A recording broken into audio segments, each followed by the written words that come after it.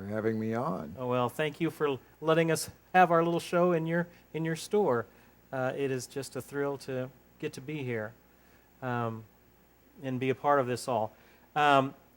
Tonight we're going to George is going to tell us all about a new guitar that has come through, Gruhn Guitars, and it is one of the earliest Fender Strats. Well, this one is supposedly and pretty well documented the first Strat. So Absolutely it's not just incredible. one of the early ones, but this is the first one that would have been beyond a prototype stage. Yes. So the first one to actually receive a serial number. Wow. What is the serial number of this The instrument? serial number is on the tremolo plate here, 0100, but Can you Leo give me a started shot? the numbers at 100. Mm-hmm. And later they put numbers on the neck fastening plate, and some of those are as low as like 0018, whatever, so Yeah. a lower number than this, except that they started those well after this. They didn't begin to put numbers here until late 54, Yes. and this has a neck date January 54 January of 54. and a body date of April of 54, but they weren't shipping any to music stores on a regular basis until very late in 54. So Yeah. I read somewhere that the first production run was around October of that's that correct. year. So this guitar is historically a very, very significant instrument, and not only just significant in being an early Stratocaster, but this is the earliest serial numbered example of a model that is, of all electric guitars ever, perhaps the most iconic American-made electric guitar. Wow. And being the most iconic American-made, that pretty well means it's the most iconic guitar worldwide in electric guitars. Now, when Leo Fender was started, it was out in Fullerton, California, is that correct? Yeah, it was in Fullerton. He had a little radio repair shop during World War II, and then for a while he and Doc Kaufman got together and did lap steels and amplifiers. Yeah. And Kaufman didn't stay but about a year, and then Leo went on his own, and the rest is history. Yeah. And there was some. The Telecaster was first. Is that right? Or was the Esquire? Well, the Esquire, and then shortly after that, the Broadcaster. The Broadcaster. And then they ended up with a problem on the Broadcaster name. Gretsch had a Broadcaster line of banjos and drums. Mm-hmm. And while Leo spelled it with a C for caster, Mm-hmm. Gretsch had a K, but still it was pronounced the same. So at one point, Fender got a letter, a cease and desist letter from the attorneys for Gretsch. It wasn't a full-blown lawsuit. Mm-hmm. And Fender, since they really hadn't put a big investment yet into the Broadcaster name, just dropped that name, Mm-hmm. and they solved the immediate dilemma with the decals. They just simply clipped the name Broadcaster off and it just said Fender with no model name, so people today call those no-casters. And this is 1950-ish? Is when That would have been late Tele- 50. when the Telecaster was coming into And then fruition. it was in 51 that they came out with the name Telecaster, but Mhm. Broadcasters were in 50, Mm-hmm. and the no-casters were late 50, very early 51, a few of those, and then they went to the Telecaster name, which was essentially the same guitar. Yes. The Telecaster had known its success for several years, and they had wanted to do some changes in the design. And tell us about some of the design changes. Well, the that Telecaster happened. had two pickups with a really great sounding bridge position pickup and a somewhat less effective neck position pickup. And the Telecaster body was squared off, and some people just said it was uncomfortable to hold. So the Stratocaster has their contour body. It's this cut here where it just fits on your rib cage really comfortably. And it has a tremolo tailpiece. I don't have the tremolo arm on this one right now. A lot of people take them off, but this hole is for the tremolo arm. And it was a floating tremolo system to where it could go either direction and come back to a 0 point. Yes, it can do that, although it's still Mostly mainly down. one direction down. And the individual settings for the bridge for each string to be able to 6 come. saddles, whereas the Telecaster has 3. So this gives more tunability for each string independently. The Telecaster, you could get close, and especially with the flat wound heavy strings with a wound third, it was usually pretty good, but wouldn't work near as well if you were using modern style lighter strings with a plain third. Right. Then you sure enough really want individual adjustments. But Stratocaster is also more versatile with the 3 pickups rather than 2.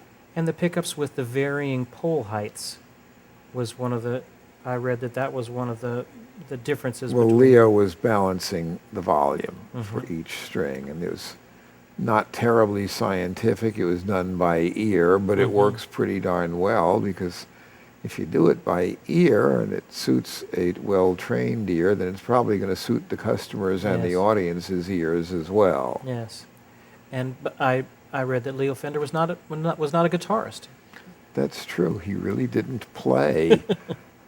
He was an engineer, and obviously a very good one. Yes. But he was not a player, but it was under his management that they came out with the Esquire, the Broadcaster, the Telecaster, the Precision Bass, Yes. and right on up until he retired from the business. Virtually all the model Fender instruments that are popular today were introduced during Leo's tenure. So from 1946 through the end of 1964, Leo was active with the company. And then in January of 65, it was sold to CBS. And Leo still worked for a while consulting, but he didn't play anywhere near as active a role after that, and soon enough dropped out entirely. And then when was G&L, because he went to start G&L, when was that Well, he founded? actually did Music Man first. Oh, that's right. And then he did G&L. Frankly, I'd have to look up the exact years, but this goes where the Music Man instruments were in the 70s. And later the Music Man name was sold to Ernie Ball. And Leo and George Fullerton went ahead and they did G&L. So George and Leo, yes, G&L. indeed. And that company was sold later, but basically that company lasted until Leo died. And Leo died in 91, I believe. Did you know him? Not well. Had y'all crossed paths? I had met him at NAMM shows, enough to shake his hand once, but so far as truly can I claim that I knew Leo, the answer to that is no. Yeah. On the other hand, the former owner of this guitar that I got this one from knew Leo well. This is Richard Smith. Richard Smith, Yeah, author. tell us the history of This yeah. book, Fender, The Sound Heard Around the World, was authored by Richard Smith. This section right here covers this particular guitar.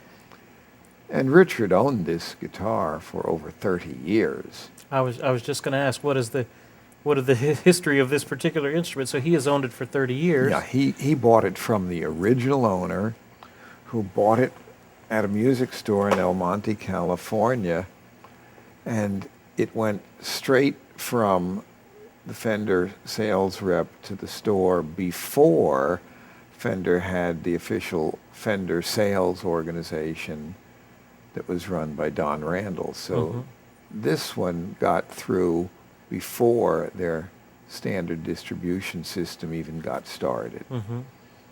So this is a very, very special guitar. I feel like I'm holding a piece of history. It's definitely. This is not the sort of thing that is famous because of who owned it.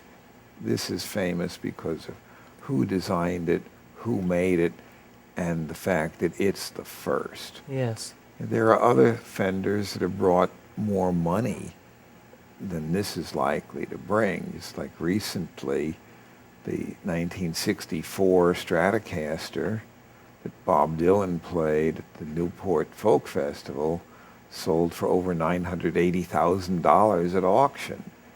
And it may be special that it was the one he played briefly at one festival, and then he forgot it and left it on an airplane, and somebody else took it and only recently got back into circulation. Amazing. But this guitar is famous or special because of the designer and the fact that this is a really, really iconic instrument as an instrument. Yes. It's just like judging a Van Gogh painting because of who owned it rather than who painted it. Yes. I'm more concerned with who made it, who designed it, what does this instrument really stand for? This is the one that effectively started it all. Not even just that type of instrument, but this instrument, particular this one. particular instrument was the one that started all of that. It's absolutely amazing. What was so fascinating to me is that this guitar basically is the same Stratocaster in design that we have today. There's very minor differences, but The very shape, minor. the shape is location there. of the pickups, Yeah, it has the old 3-position selector switch, but they didn't come out with the 5-position until the 70s. And the switch tip is a little different shape, and these knobs are a Bakelite plastic that's a bit fragile, and it's like the skirt of this knob is broken off, and these Bakelite pickup covers, you can see a bit of wear on them. They changed the type plastic in '56 to a more durable plastic, but essentially this guitar has virtually all the bells and whistles of the new one. It looks like the new one, and it plays and sounds great. The new ones are in no way better to play. In fact, the new ones aren't as good as this. This is a great guitar. It's just amazing to me. It's a testament really to getting the design right. This guitar, that design was, by the time it got to this form, it was what it needed to be and hasn't varied much since then. Well, we think in terms of electronic instruments and electronic items in general. You think that new is good, but this instrument is 60 years old. And it's right. It's got it. It looks modern. It feels modern. It sounds modern. It does everything that you need. And in fact, most of the guitar designs that are popular today have been around a long time. There's remarkably few that are good sellers today that weren't there 50 years or more ago. The Martin D28 was pretty well fully evolved by the end of 1934. And this 60-year-old first Stratocaster basically has the bells and whistles of the new one and looks like one. The Les Paul Sunburst Les Paul Standard Gibson, 1959 was the peak of development for perfection, and the best new ones are the ones that most closely resemble that. Even mandolins and banjos, by 1930, the Gibson Mastertone banjo was fully evolved. The only thing that's changed on it at all is they've added a geared 5th string peg. Yes. The 1922 Gibson F5 mandolin was also fully evolved. There's no bells and whistles on the new one. that were not there by the end of 1922. Amazing. But, Stradivari and Guarneri violins have been around a long time, and they've evolved a bit since Strat and Guarneri died. They went to A440 pitch to tune in early 1800s, and these violins have been hot rodded with modern length necks and a stronger, longer bass bar and a different design bridge, tailpiece, chin rest, neck length, fingerboard length. Actually, they've changed. Yeah. But they still use the same body, but they've been re-necked and reworked. This doesn't need any reworking. And with guitars, almost all the designs for acoustic that are really popular today were already there by the time World War II started. And for electrics, virtually all the designs that are really popular today were introduced in the 1950s. Was this instrument, when it was introduced in 54, 55, was it immediately well received and popular? It wasn't selling the volume that we have today, but yes, it was immediately popular. And it was a good seller from the start. But then it actually declined in popularity in the early 60s when the Beach Boys and that surfing sound and the Ventures came in. By that time, Fender had designed the Jazzmaster and later the Jaguar. Jazzmaster came out in 58, Jaguar came out in 61. And for a good bit of the 60s, they were outselling the Stratocaster. Yeah. There was even a bit of talk about discontinuing the Stratocaster as an antiquated model, which today seems ludicrous because this is the most popular selling model in the history of electric guitars, and certainly this is, if you had to pick one model that truly supports the Fender Guitar Company today, it's the Stratocaster. Yeah. What we had a question here. What about the weight of the instrument? What is the body made out of? Well, this body is ash, and it's weighted about the same as a normal Strat would be. Oh yeah, right? it's not any heavier than the new ones. It's actually lighter than a fair number of the new ones. So, and these guitars are under 8 pounds, and they're not totally featherweight, but they're thoroughly modern in feel and comfortable to hold. They're not like the ones of the 70s that feel somehow like they're a boat anchor filled with heavy. lead. Yeah. These guitars are relatively lightweight and comfortable. If you would like to see some more pictures on this instrument, you can go to Gruhn.com, and that right underneath, or right on the front page, it has featured instruments, and the first one is this guitar. So it has quite a few pictures and a little bit of history of this particular instrument that we're talking about right now. Absolutely amazing. Gruhn.com or guitars.com will get it, either one. Yeah. Could we play it? Could we hear how it sounds? You do that. Okay, it would be. I'm an acoustic player. I'm scared to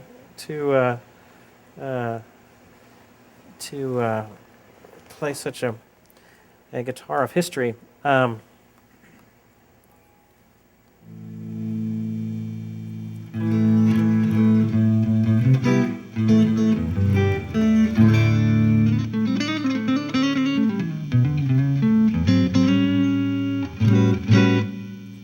It plays great. It feels great. It has very light strings on it.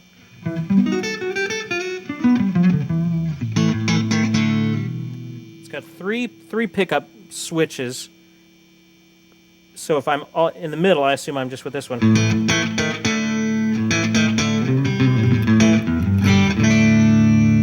Very nice, rich sound. And then this is all the way at the bottom. So this back pickup.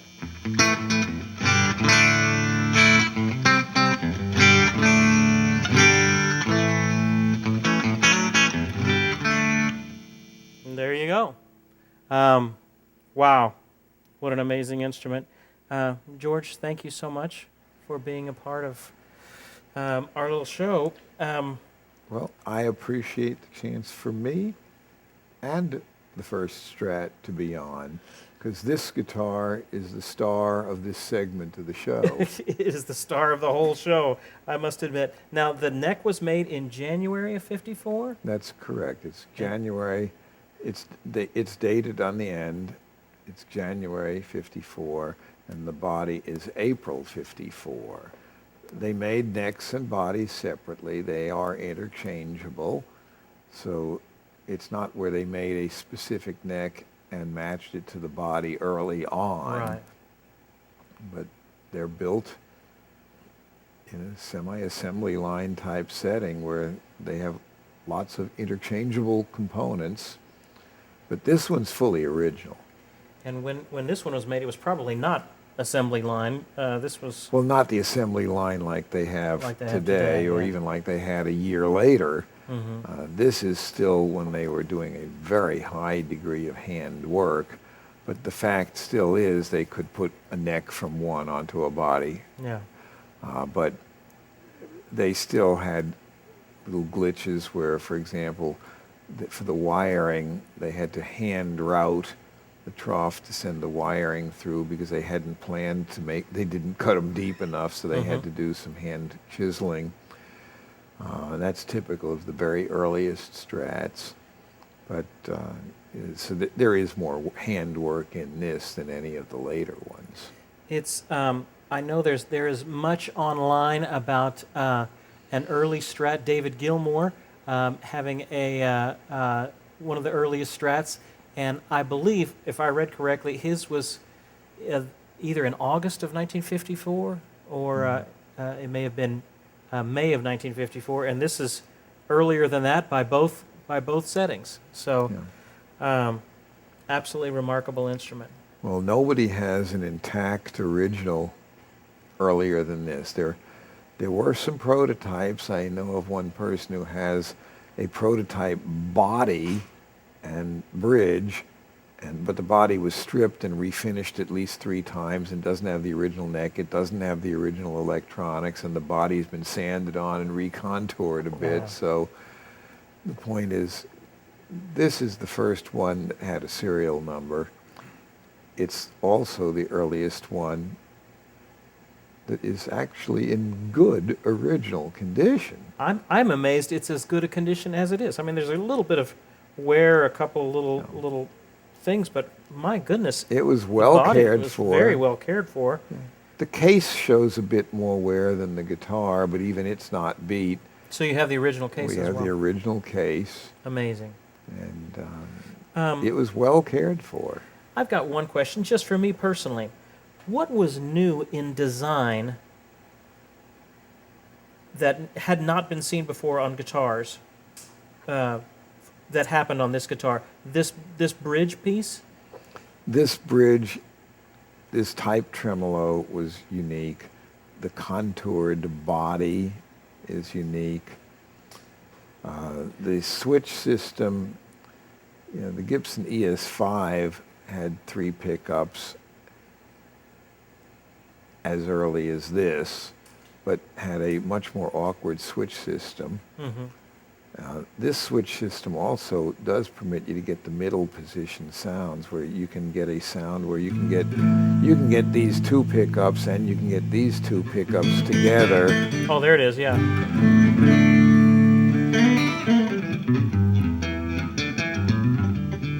And this is just by It kind has of 3 putting in the click middle. stops, but you can get 5 tones. 5 You can tones get out of 5 it. combinations.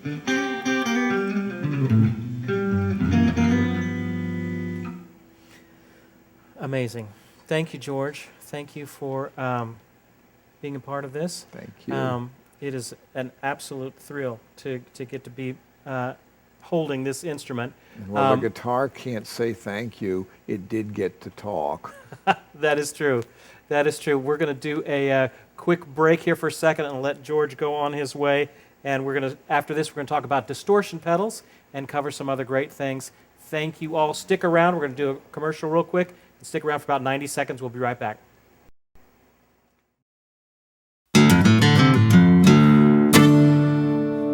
Hey there, Steve Krenz here, and I have some exciting news. We're finally finished with our brand new guitar course. You know, when we asked our students what they would most like to see from us next, it was overwhelming: fingerstyle guitar. So that's right, we've created fingerstyle guitar. Learn and Master Spotlight Fingerstyle Guitar is our newest addition to our line of guitar courses. This is the result of popular demand from our friends and followers, and I couldn't be more pleased with how it's turned out.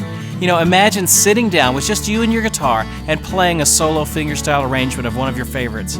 You know, I created this course so you'll have the tools to do just that. We've got special guests, interviews, basic, intermediate, advanced lessons in everything from traditional acoustic fingerstyle playing to arranging songs for solo guitar to classical jazz guitar, Merle Travis style picking with several stops musically in between. This is going to be a very thorough course, so get ready to take your guitar playing to an entirely new place.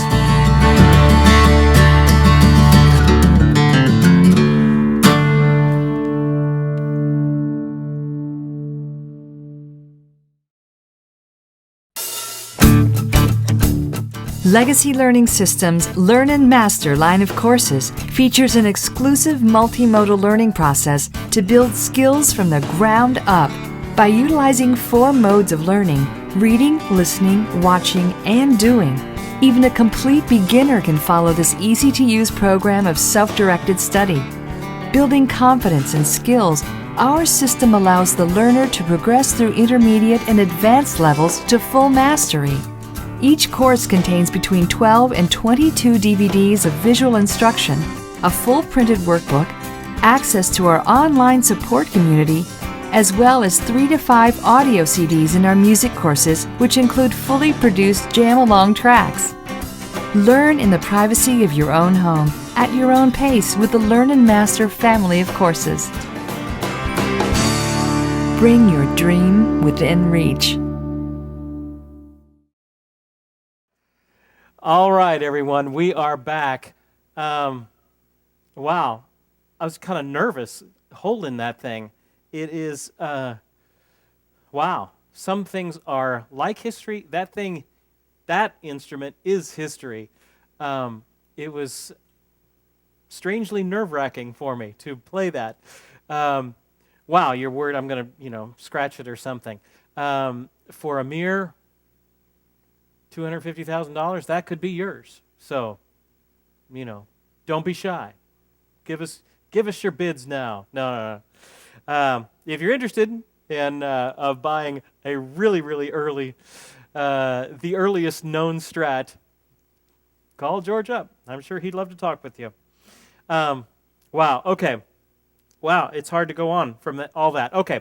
Let me talk about a couple of resources, and we're going to give away one thing. We're going to give away, since we're talking about Fender guitars, we're going to give away this Fender book. So, Garrett, if you could find me a lucky contestant. Somebody is about to win this Fender book, which goes through basically the history of Fender guitars and Strats and Telecasters and all that sort of stuff. So somebody is about to win this. The winner of this is Bunk Squawk. Bunk Squawk, you have just won the Fender book. And so thrilled that we can do that. I'll see if maybe we can get George to sign this. I don't know. We'll see. So we'll check on that. So anyway, congratulations. Bunk, you need to send us your information at service@stevekrenz.com. And we can, we'll send us your mailing address and all that sort of stuff, and we'll get it out to you. Okay, all right. I haven't even played anything yet. Let me play something a little bit. Let's play St. Thomas if we can, or actually no. Let's play Coffee Break Grooves, the smooth jazz one, and I'll just tell you when to fade it out because it's a long try. One of our sponsors for this.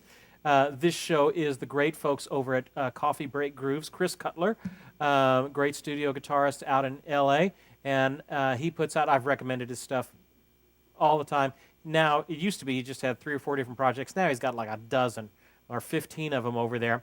And he is offering a special tonight You can get, if you go to Coffee Break Grooves, which I believe it's the darker blue button underneath your Ustream window off to the left, you can get over to Coffee Break Grooves. What I love about his tracks is they're 15 minutes long. He does a great progression, and he'll do it for 15 minutes, so it gives you plenty of time to work out soloing ideas and all that sort of stuff. So if you're interested, go onto his website, click that little icon, and that'll go take you to his website. If you want to buy something, you ready? You need to give the coupon code. I'll say this again, but the coupon code is CBG, Coffee Break Groove, CBG, SK, I guess that's maybe Steve Krenz, 21. So you can use the coupon code CBG SK21, and you can get $5 off of any downloading of these whole albums, and it's like 10 tracks, and they're all 15 minutes long. It's great stuff, different style. There's smooth jazz, there's Latin jazz, there's rock, there's blues, all kinds of stuff. And what I love about them is it's real instruments and real musicians playing them, so you don't have some sort of cheesy MIDI thing happening. So anyway, this is just one of them that I grabbed. This is a smooth jazz track. It goes through some changes. I believe the changes are G minor to a D altered to an E flat major 7th. There's a C minor in there, a D 13th. I don't know. You can also download the charts for all these as well. So Garrett, hit me, and I'll just kind of noodle around on this for a while.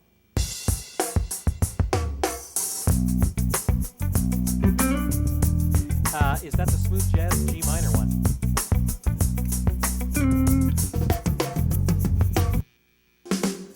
There it is.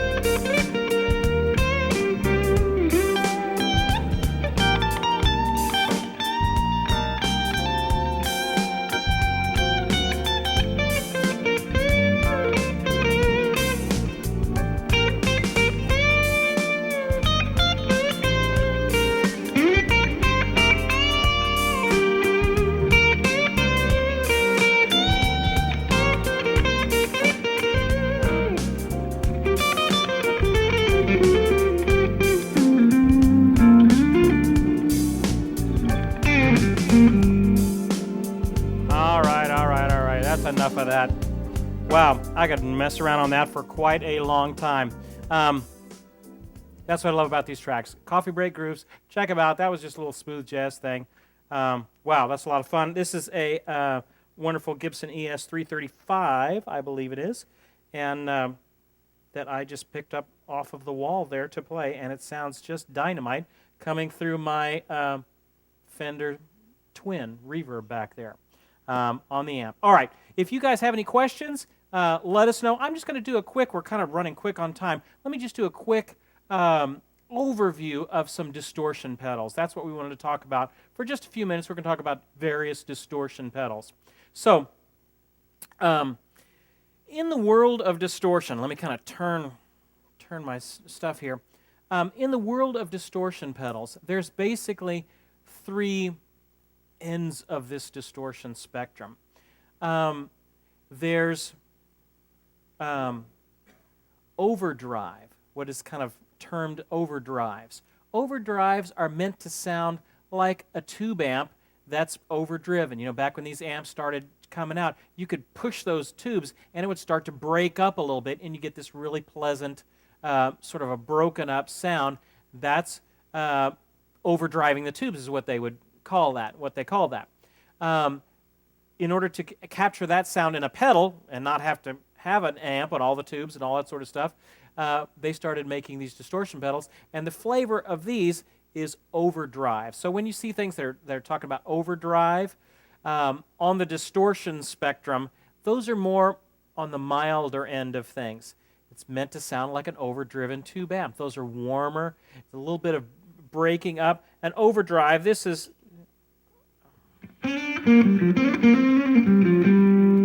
Okay, this is my guitar without anything. Okay, when I click on the overdrive,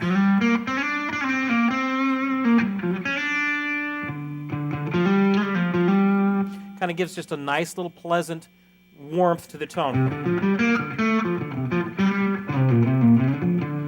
I'm using this overdrive, which is an open road overdrive made by our good friends at Visual Sound. Now, on a typical distortion pedal, you've got basically three knobs. Okay, this is a typical distortion pedal. This is an Ibanez Tube Screamer. This was on my board for many, many years. A great pedal for just doing general distortion stuff. The old slime green TS9 Tube Screamer. But basically what you've got on this is you've got a volume, you've got a tone, and then you've got this drive level, which is what is adding that distortion into it. So those are the three kind of functions of the average distortion pedal. You've got the tone, so you can kind of roll off a little bit of the highs, and or you can add them in. You've got the level, which is usually the output level of the effect. So how loud you want this effect to be. Now the drive also affects volume. Sometimes you'll see this called gain. So think of it like this. Like the water pressure in your house. Okay? You have the water that comes into your house from the city or whatever, but you also have you can also have a faucet, you know, on the outside of your house that you can turn on as well. Okay, well, if I really crank up the water pressure going into the house, okay, and so it's really loud, that's what basically this first gain, this drive is doing. It is shooting a lot of signal through the system. And in doing so, it kind of causes that breaking up of the sound. Now, so there's a lot of water in our house right now because of all the pressure that's coming through that. But I may not want all that to be coming out. It'll be way too loud. So I just have to open this up just a little bit. When this one's high and there's a lot of water in the system or a lot of signal in the system, then I just want to have this one open just a little bit just to let enough out so it's not way too loud. If this was up at a normal volume, but this is up high, I'm going to have way too much signal coming out. And it works in reverse too. If this is way down and the gain is way down, then I can crank this one up a lot more to get a desired amount of signal coming out. And that's basically how the signal flow of these works. I have, on the overdrive side of the spectrum, I'm currently using Open Road Overdrive by Visual Sound. Great pedal. Now, in the middle end of the distortion spectrum, you have what are called distortions. Sorry, distortion is the name of the whole type of effect, but it's also kind of the name of this part of the effect as well. And the distortions, that's a little bit harsher, a little bit more rocky sounding. So let me kick on this Jekyll and Hyde.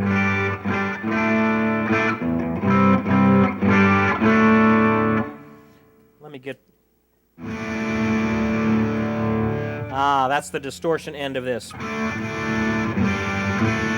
So this sounds a little bit more like a Marshall stack.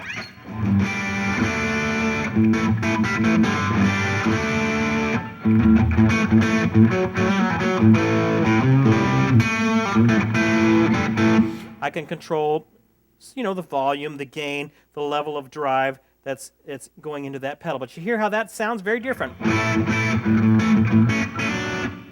than from my overdrive.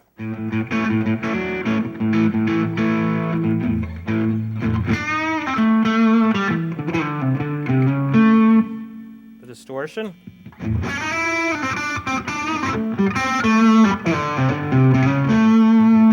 A little bit harsher, a little bit edgier, cuts through in the mix a little bit better. Sometimes when I'm just wanting something that's going to be cutting through a little bit more, I'll kick on the distortion end of the spectrum. Okay, now if I go to the other side, swing the pendulum to the other side of the spectrum, a very harsh, kind of almost a sine wave is the fuzz end of the spectrum. These are like fuzz pedals, metal zone, you'll hear that. Basically that's on the fuzz end of things, so I borrowed this is an angry fuzz pedal from Visual Sound, which I'll...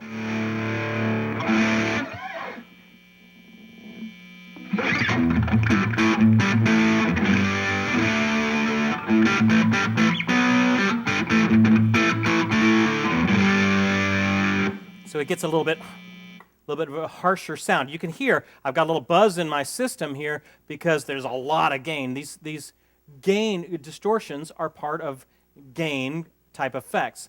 Where do you want to put those in your signal chain? You generally want to put those pretty early in your signal chain on your pedal board, is these type of effects. So basically what I want to get you to see is there's basically 3 flavors of these. Now they're called all kinds of crazy things. You'll hear all kinds of crazy names for these. Basically they fall into 3 categories.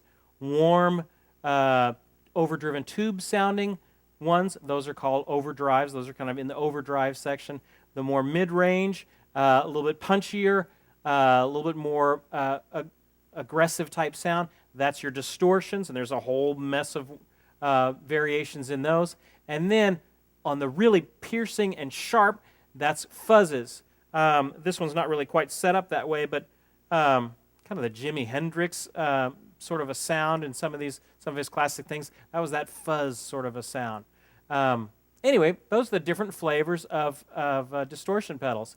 Our good friends over at Visual Sound actually have a new pedal, which I'm getting ready to put on my board, which actually combines it's the VSXO, it's their new one, and it combines 2 of these pedals in one housing, and it's going to be great. So I'm really looking forward to getting that on the board, and we are behind the scenes working out a deal to offer that pedal for next month's sale as well. If you guys have any questions about distortion, let me know. There was already some that have come in, so let me answer those for you as well.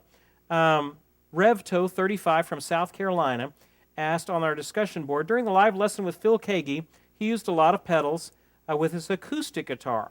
And our pedals basically the same between electric and acoustic guitars. What would be the priority of pedals for an acoustic guitar? Well, there's yes, he used basically one board and he plugged his electric into it, he plugged his acoustic into it. So they'll work fine with others. Now certain pedals are made for acoustic guitars a little bit more. Like I've got my Fishman Aura Spectrum DI box down here that is specifically made for acoustic instruments. That's a great unit. What should an acoustic guitar player, what should he consider having as far as pedals go? Well, I would say some sort of a processor. I like the Fishman Aura Spectrum. There's also LR Baggs puts out a great unit of Venue DI, which is kind of a brown box. I don't have it here with me. Those are great as well. It gives your guitar where you can control the volume, where you can control the EQ of the instrument. A lot of times there's a tuner in there as well. Some of the other ones, I've used like a Boss AD5. It's an older unit. That has chorus and that has reverb in it as well. So a lot of these kind of all-in-one acoustic processors, that is some sort of acoustic processor is a great instrument to have if you're an acoustic guitarist. It gives you some control over your sound, volume and EQ being the main ones. And then you can also, some of them have feedback, things that you can adjust for feedback and things like that, tuners and whatnot. So as far as what an acoustic guitar player should have, first and foremost, I get some sort of an acoustic instrument processor. You will be amazed at how lousy the average bridge pickup on an acoustic guitar sounds just naked. It sounds very tinny. Oftentimes it's a very low level signal. A lot of times they'll have processors in your acoustic guitar, and that helps get that sound at an acceptable level and does a lot of the contouring before it even goes out through the jack. But if you're just hearing it pure, that tends to be a real tinny sound. So a processor is really helpful to be able to adjust your sound some. So that's what I would suggest. Now after that, if you want to get a delay, that's always fun to have a little bit of delay or a reverb as well for an acoustic guitar. But that's basically what you need for an acoustic instrument. Bunk Squawk. Steve, is the overdrive on the Jekyll & Hyde the same as the open road overdrive? Wow, I'm going to screw this answer up because I'm not the one who designed this, although I did talk today to the guy who did design this. I believe they are different. The Jekyll of the Jekyll & Hyde is a slightly different contouring, slightly different circuit than the open road. I like the open road. It gets a real warm sound, which I really like. Now, here's the deal, guys. Different pedals are going to sound different coming through whatever amp you're using, whatever guitar you're using. It's a system. Okay, so sometimes I'm playing through some types of amps, and this open road doesn't sound good, and my Jekyll & Hyde will sound fantastic coming through it. Other situations, I'll be on a Vox AC30 or something like that. Man, this open road sounds incredible, and this overdrive sounds a little tinny. It's just you got to play with them. Now, you can also get distortions through the amp as well. If it's a tube amp, you can dial that tube in to where you can get the distortion that you want from that. Which is a great way to go. Gets a great sound doing it that way. The reason I just use pedals is just I'm in so many different situations. It's just easier for me to click on a pedal than to dial it in with the amp. But if I was in the studio, then yeah, you dial it right in on the amp. You get that sweet sound of that amp where it responds and can do it like that. Okay, Colin Hill is asking, hey Steve, is it a bad thing to have 2 or 3 non-true bypass pedals on my board? Or is that not a problem? Well, here's the deal. Bypass, let's talk about that. True bypass. Well, the more pedals you add, each one of those pedals, if the electronics are not done correctly, and you don't, or not correctly, but I mean it's lesser quality, they're going to degrade your sound just a little bit. And the next one's going to degrade your sound a little bit. And then that signal's going to go into the next one. And it's going to degrade your sound a little bit, and degrade your sound a little bit. So by the end of it, your sound is a little bit different than it was if you just plugged your guitar right into the amp. Well, what happened? They call that, you'll hear these things on these guitar forms, tone-sucking pedals, okay? Well, that's a pedal that it doesn't have true bypass. True bypass is a way of doing the circuit to where when that pedal is not engaged, it's not going through any of the circuits that are in that pedal. It passes right through it. So it's not degrading your sound any. Go for those. Here's also the deal with pedals. There are cheap pedals in this world, and then there are average pedals in this world, cost-wise, and then there are ridiculously expensive pedals. Avoid the really, really cheap stuff. If you can get a pedal for $39.95, pass over it. Because chances are it's going to not it's going to do some things, but it's not going to do them very well. It might add a little buzz into your system. It might have a tendency to not have the true bypass, so it's diminishing the clarity of your sound a little bit. Avoid those. Pay a couple of bucks more to get a good quality pedal. You don't need to pay $500 for a pedal for the average player.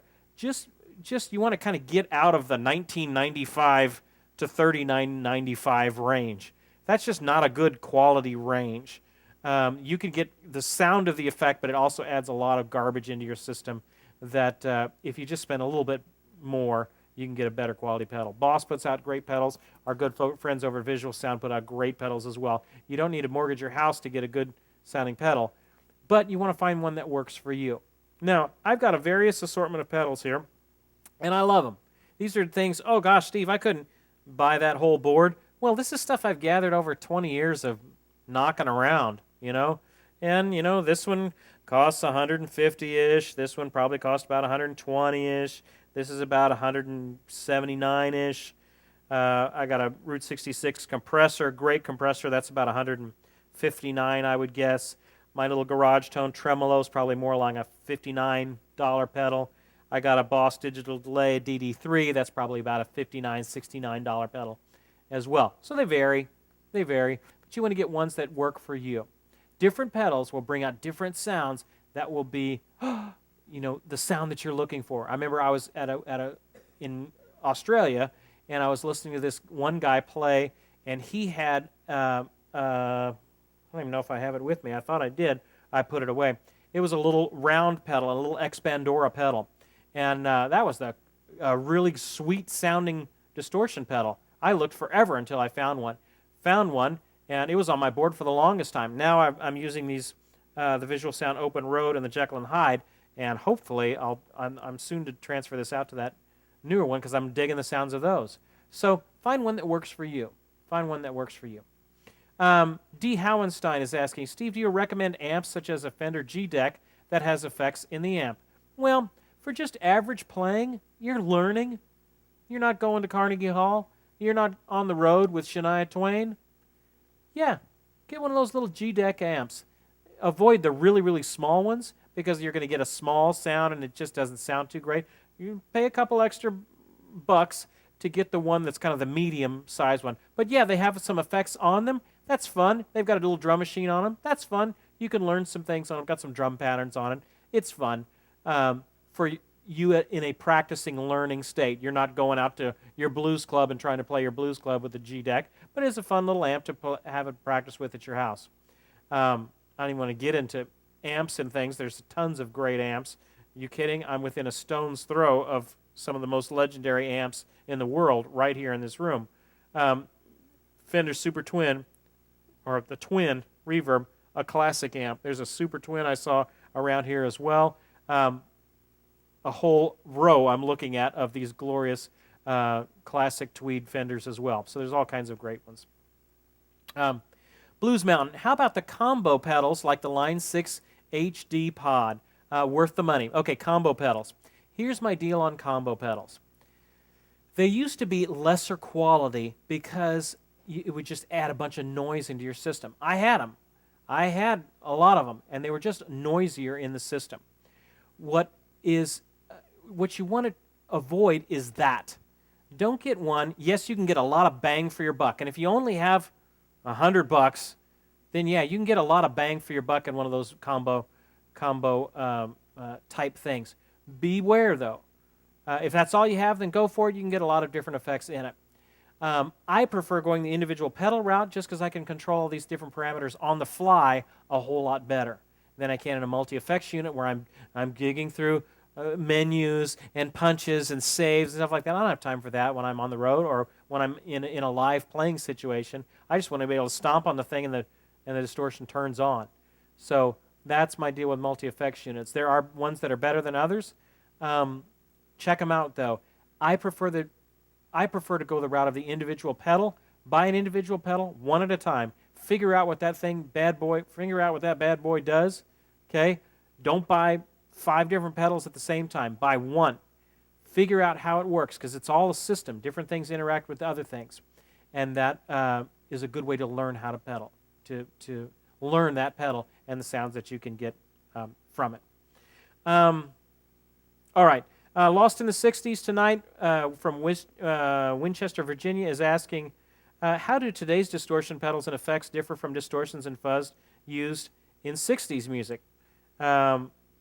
Like Rolling Stones Satisfaction or Jimi Hendrix, stuff like that. A lot of that stuff with the earlier stuff, it was not a pedal, it was in the amp. It was in the amp is what was doing that. The quality of pedals gets better with each generation. Overall, there are a few exceptions, and there are a few vintage pedals that you go by. Man, there are some guys that would just die for, a particular type of pedal and stuff like that. So there is that level if you're really looking forward to it. But on average, newer pedals are going to sound cleaner with less noise in the system and get you a better sound than older effect pedals overall. Okay, barring those individual exceptions to that. All right, Popeye TSM Mike is asking, Steve, I have not assembled a pedal board as yet, but I'm interested in doing so as my playing goes. Don't know where to start. What pedals should I get? Well, if you're just starting your pedal board, here's what I always say. If you're an electric guitar player and you're starting your pedal board, here's some things to what you should consider getting. A distortion pedal, a delay pedal. I would recommend some sort of a volume, because you'd be amazed at the great stuff you can get out of just a volume and some delay.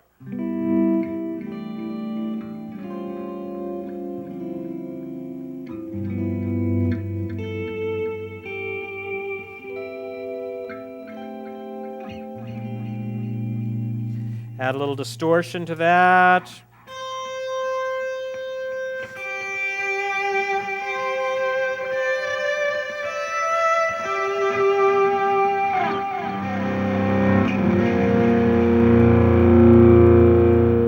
You can get all kinds of cool stuff with just a volume pedal, a delay, and a distortion. So those are kind of the three main ones I would start out with. Then after that, if you want to get a chorus or a tremolo, chorus sounds like that.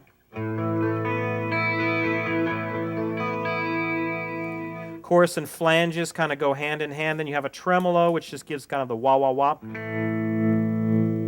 Let me really turn it up here.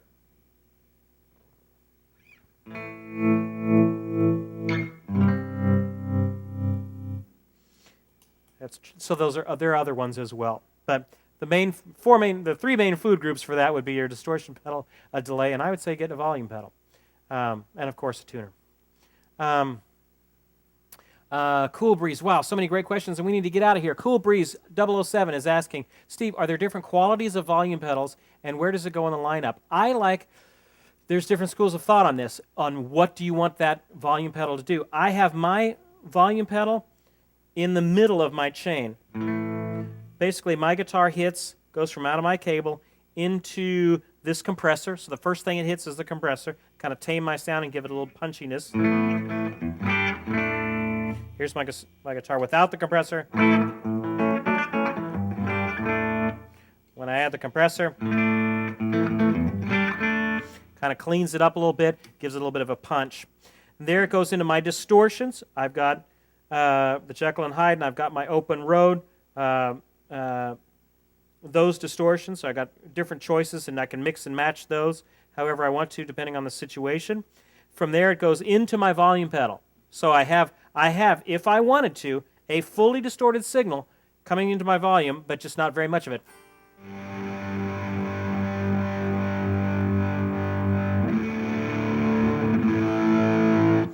Now, that's just how I prefer it for my type of playing. Some guys prefer having the volume pedal at the very end, or even at the very beginning, so I can kind of swell into that distorted sound. For my type of playing, I like being able to play distorted and just have a little bit of that sound. So that's why I do it.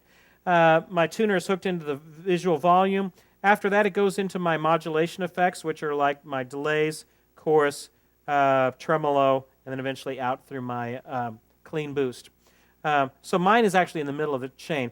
And I have been thoroughly enjoying the visual volume because, man, I don't know if we can get a shot of this. It's got the lights. So when I do the volume, the lights come on, and I can see how much of that volume pedal is actually engaged. Okay, there are other ones, and I've used, the Ernie balls and things like that. It's great. It's on my board for years. I am really enjoying. I thought that the visual volume with the lights wasn't going to be that big of a deal. It's actually very helpful. When you're in a dark situation or you're not quite sure where you are, it's nice to know that I'm on 3 or I'm on 7. I'm not guessing anymore. I know exactly where I am on my pedal sweep. So there you go. A little bit about that. All right, we need to get out of here. The questions still keep coming. Neil, ES335, what does a compressor do? A compressor takes your signal, it's very simple, and if if I play really soft, my volume is down here. If I play really loud, it's up here, and basically a compressor just kind of squishes it. So instead of my volume range being about this wide, it's now about this wide, and I can control how wide that is, how much it's compressing, so my louds aren't too loud, things like that. That's what a compressor does. It's very helpful. It kind of makes your sound a little bit more punchy. If I really squash that compression, really crank it up, then I get kind of this chicken picking, wonderful punch to my sound. So that's basically what a compressor does. All right. Hey, a couple of things I want to do. Let's give away. We're going to give away one more thing. We're going to have 2 more things. Wow. We're going to give away by Coffee Break Grooves. Someone is going to win a whole album by Coffee Break Grooves, a smooth jazz album. The winner of this smooth jazz album by Coffee Break Grooves is Smokey Lone 12. Smokey Lone 12, you have just won a full download of one of the smooth jazz albums by Coffee Break Grooves. Send me your information, Smokey Lone 12, mailing address, your email address, screen name, stuff like that, at service@stevekrenz.com, and I'll hook you up with Chris, and you can get your free download for that. So great, a very good resource for you to learn how to solo and stuff. Couple more things. Wow. It's that time again. It is the Acoustic Guitar Magazine's Player's Choice Award time. They have these about every 3 years. In 2008, Learn and Master Guitar won the silver. I was ecstatic. You kidding? It was incredible. We won the silver in 2008. The next time they had it was in 2011, and one of my proudest moments in my professional life was when I found out that we had won the gold for Best Instructional Material. Gibson's Learn and Master Guitar won the gold. We beat out Hal Leonard. We beat out Mel Bay. We beat out all of these guys. It was amazing to me, absolutely amazing to me at the level of dedication of our Learn and Master Guitar family. Wow, we have been the top of that for the last 3 years. It's come around again. If you would like to vote in the Acoustic Guitar Magazine's Player's Choice Awards, this means a great deal in the industry for resources. Here's how it works. There is a link underneath your Ustream window that goes to the Acoustic Guitar Player's Choice Awards. Every 3 years, Acoustic Guitar Magazine puts out these, and it's best guitar, best guitarist, best type of pedal, best type of amp, things like that. And in the third category, they have 4 categories. And the third category is one that's called Accessories and Instruction category. So you go to that link. You can go through all of them. You can put all your favorites in there. When you get to Accessories and Instruction, look underneath the first category, which is Instructional Material. And they'll give you a bunch of different options of different companies. One of those companies is our very own Legacy Learning Systems. So if you can, and you like us, you don't have to do it if you don't like us. If you don't like us, then vote for something else. But if you do like us, then underneath Accessories and Instruction, go underneath Instructional Materials, scroll down till you find Legacy Learning Systems. Choose that, and then you can also choose in the model, there's 2 different things. You can also choose, they have a model thing, and then write in Learn and Master Guitar, or Gibson's Learn and Master Guitar, and that will count for us. And that would be great. And we'll see, gosh, Can we do it again? It's just amazing to me, thrilling to me, really. And here's a secret thing I also want to do too. Underneath the next category down, it says online resources. And live lessons is not even in there. But just go to online resources, scroll all the way down, you'll see one that says other. Let's see if we can get a write-in campaign for live lessons. So go to other, on online resources, go to other, and then underneath model where you can type in something, type in live lessons with Steve Krenz. And let's see what happens. Let's see if we could maybe get a write-in thing for best online resources. I think it's fantastic. You find me another place that can have George Gruhn showing you the very first Strat. Hey, this is an amazing place, and you guys are what make it so. So anyway, vote for us in the Acoustic Guitar Magazine's Player's Choice Awards. Voting goes all through this month, but at March 31st, it's done. And then we'll all find out how we did in April. So it's thrilling to me. It's very exciting. So anyway, vote for Learn to Master Guitar. Vote for live lessons in online resources as well. Okay. And also, when you sign up, you give your email address and you get registered. I believe there's a whole giveaway by Musician's Friend of a guitar, an amp, some strings, all kinds of stuff. So you get registered for that too. All right, closing announcements, and then I'm going to play us out with one song. Our next live lesson will be March 18th, so we'll take next week off. And our next live lesson will be March 18th. Perhaps we may have a special guest. Working on that. Also want to let you know, April 1st, the live lesson in April 1st, we are very excited to have the country duo Florida-Georgia Line. Wow. It is huge. So we've got, those guys are going to be with us on April 1st, and very excited that they could work out. Academy of Country Music 2013 New Artist of the Year. They also won 2013 New Vocal Group of the Year.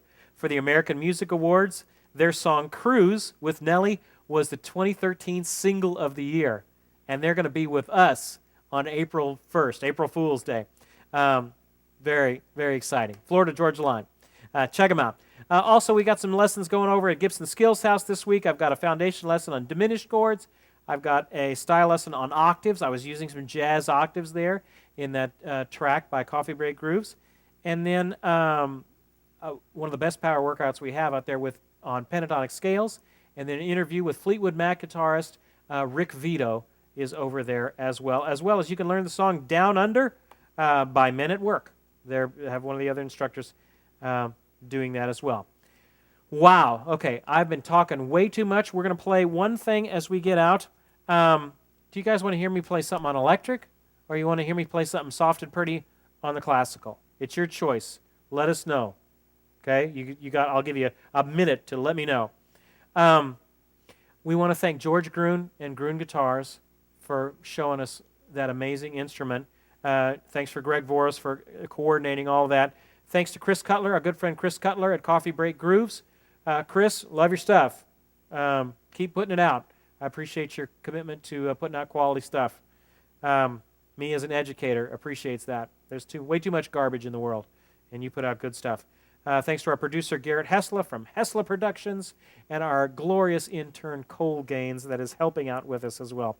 Thanks to our completely unpaid moderator Fabian Fledge.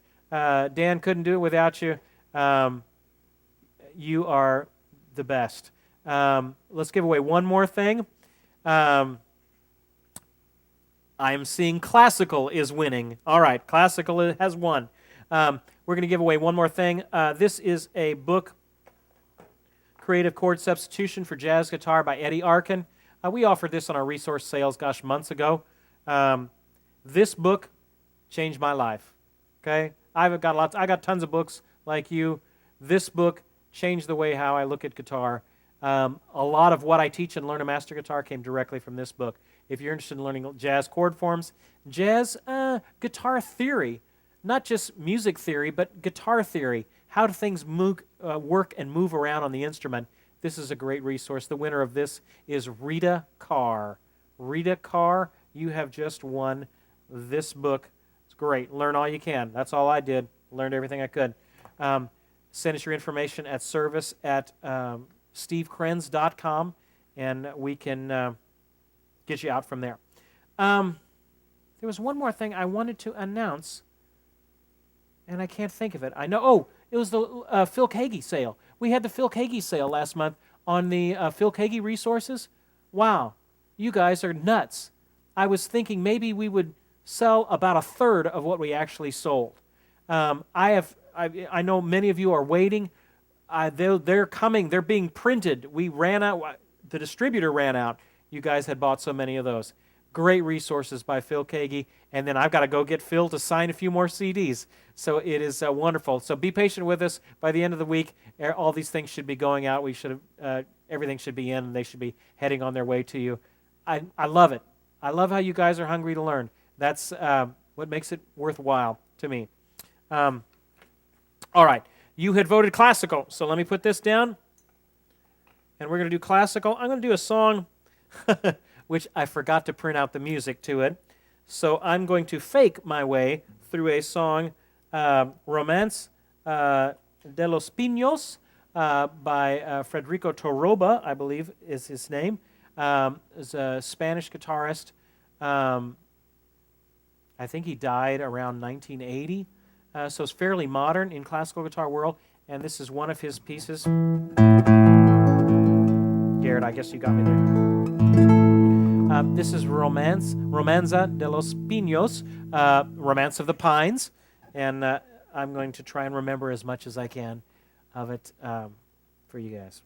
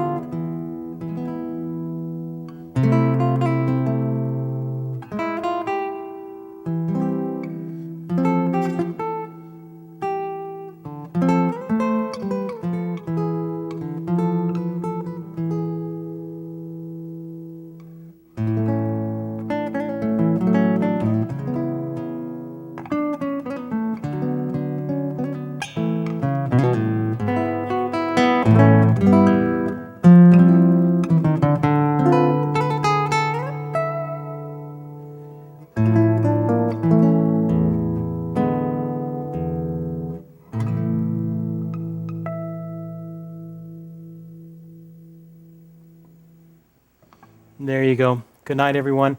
Have a great week. Keep up with your learning. Practice a little bit each day. That's the secret to getting better. Do it whether you feel like it or not. Just let it be a time that you can rest and kind of block out the world and play just for your own sake. Making music is more than just patterns and chords and chord blocks and books and all that sort of stuff. It's about making the music that's inside of you. It's about unlocking that music that's inside of you. So work hard to get it unlocked. Don't die with your music still inside of you. Hey, we'll see you next time.